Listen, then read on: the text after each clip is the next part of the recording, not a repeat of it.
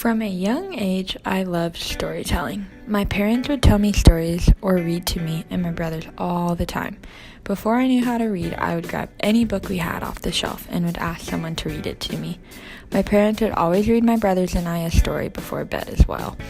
We would even reenact stories.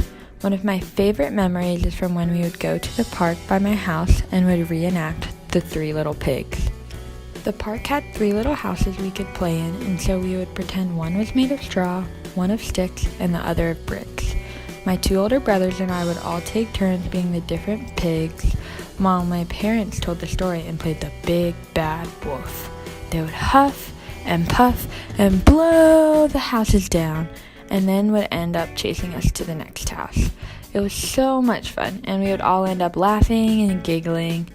It was one of my favorite parts of going to the park, and my brothers and I would beg my parents to play it every time we went. I had that story memorized. We often did this with the Billy Goat Gruff story as well, and would use the bridge on the playground to reenact it. I loved when my parents would reenact stories like this. It really made them come alive. I really think this had a huge impact on my love for stories, because from then on out, I absolutely loved reading and writing stories. I would write books at home just for fun, even though we were writing them at school too.